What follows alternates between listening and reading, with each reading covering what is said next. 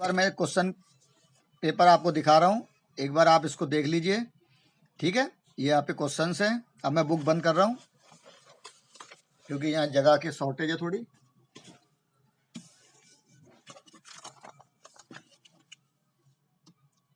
तो ये आपके क्वेश्चंस ये हैं।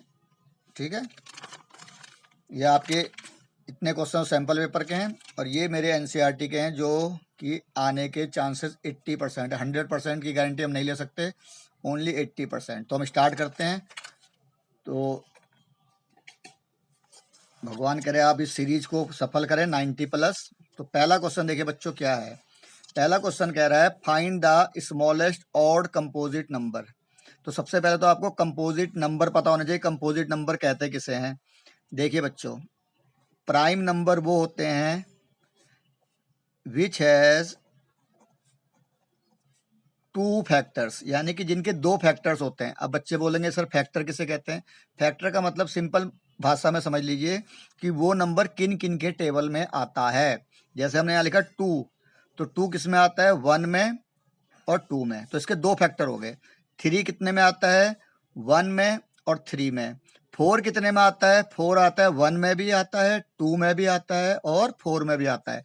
तो यहाँ देखिए 2 2 बार आता है, 1 में, और 1 में तो सब आएंगे और वो नंबर अपने में आएगा।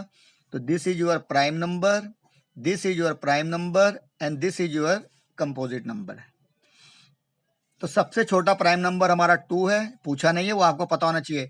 सबसे स्मॉलेस्ट प्राइम नंबर हमारा 2 है और सबसे स्मॉलेस्ट कंपोजिट नंबर हमारा 4 है। क्लियर? 1 जो नंबर है वो नॉर प्राइम नॉर कंपोजिट। क्यों नहीं है? ये आ सकता है कि ऐसा नंबर बताइए, क्योंकि इस बार आपका एमसीक्यू नहीं है, आपको पता है। इस बार आपका एमसीक्यू का सेक्शन खत्म कर दिया गया है, उसकी जगह वेरी शॉर्ट क्वेश्चन आंसर्स आपके आएंगे एक नंबर के। तो आ सकता है which number is not prime, sorry neither prime, sorry ये गलती होगी। 1 इज द नंबर, 1 एक ऐसा नंबर है जो ना प्राइम है ना कंपोजिट है।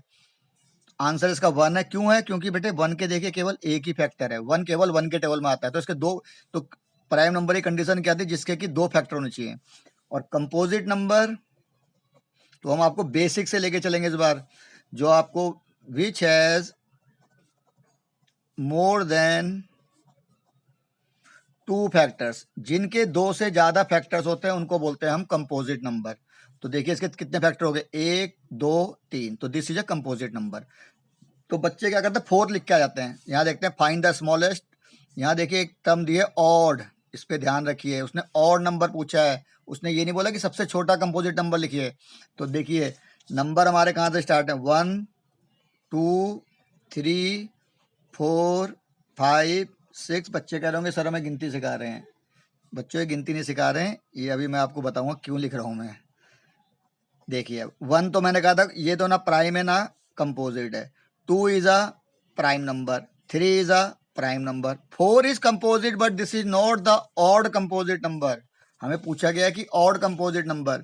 इसके बाद 5 prime number, 6 again composite but it is not an odd number, it is an even number, 7 is prime number, 8 is composite number but it is not a odd number.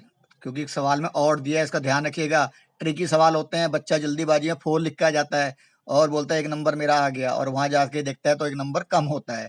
अब देखिए 9, 9 को अब हम देखेंगे तो 9 देखिए 9 क्या है? 1 में भी आ रहा है, 3 में भी आ रहा है और 9 में भी आ रहा है। तो उसके फैक्टर कितने हो गए? 3 फैक्टर हो गए। तो this is a composite number और ये सबसे पहला ऑड नंबर है जो कि हमारा कंपोजिट है। तो इसका आंसर हो जाएगा 9। तो ये मैंने समझा के आपको करा दिया है। अगला क्वेश्चन देखिए, next question is find the ratio in which the line segment. Line segment दे दिया हमको, ये आंसर फर्स्ट है। अब हम आंसर सेकंड करेंगे।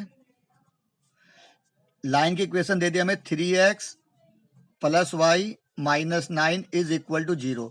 अब ये कह रहा है इसको, ये 2 पॉइंट क्या हमारे 1 3 एंड 2 7, ये किस रेशो में इसको डिवाइड कर रहे हैं? तो यहाँ पे आपको याद आ रहा होगा this is the question of coordinate geometry. Section formula लगता है इसमें सेक्शन फॉर्म लगता है। तो जब भी आपको रेशो नहीं दिया गया है तो आप लिखेंगे लेट द रेसो बी के रेसो 1। Very good. अब हम इसका पहले x निकालेंगे, क्योंकि यहाँ x रखेंगे और यहाँ y रखेंगे। तो x निकालने का फॉर्मूला आपको पता है, m1 के साथ 2, 1 के साथ 2 और 2 के साथ 1। ये आगे पीछे हो जाए इससे कोई फर्क नहीं पड़ता है। कुछ टीचर बोलते हैं नहीं आपको यही आगे लिखना है, ये पीछे लिखना है, इसका कोई फर्क नहीं पड़ता है, क्योंकि दिस इज प्लस और नीचे आ जाएगा आपका m1 प्लस m2। इससे तो आपका x निकल जाएगा। और y निकालने के लिए फॉर्मूला होता है m1 y2 plus m2 y1 upon m1 plus m2। तो जो रेशो लिया जाता है हमेशा k रेशो 1 लेते हैं। तो यहाँ पे जो k होगा ये हमारा m1 हो जाएगा और जो 1 है ये हो जाएगा हमारा m2। तो पहले हम x निकालेंगे। तो x निकालने के लिए m1 कितना है हमारा k और x2 कितना है, x2 कितना है यहाँ पे 2। तो ये हो जाएगा 2k plus then m2 x1, m2 is 1 and x1 is 1, 1 into 1 1। नीचे आ जाएगा आपका k प्लस 1, क्योंकि m1 प्लस m2 तो k प्लस 1। ऐसे हम y निकालेंगे।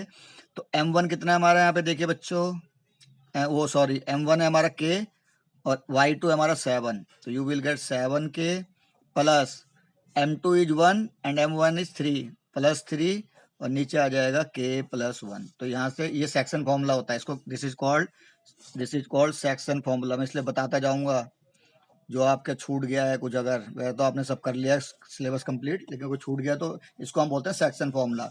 रेशो जब भी निकालना होता है हम इसको यूज करते हैं। अब क्या करेंगे, हमारी इक्वेशन क्या थी बच्चों, 3x plus Y minus 9 is equal to 0। तो अब हम इनकी वैल्यू रख देंगे, x की जगह x रख दीजिए। तो 3 2k plus 1 k plus 1 plus y की जगह तो सेम आ जाएगा 7k plus 3 k plus 1 and minus 9 is equal to 0। कोई प्रॉब्लम, नो प्रॉब्लम। 3 से मल्टीप्लाई कर दिया, 3 2 जा 6k, 3 1 जा 3, नीचे आ जाएगा k plus 1 plus 7k plus 3 k plus 1 minus 9 is equal to 0। अब यहाँ क्या करें, k प्लस 1 को एलसीएम ले लीजिए, या 9 को पहले ट्रांसपोज भी कर सकते हैं आप इस k प्लस 1 का यहाँ एलसीएम ले लीजिए।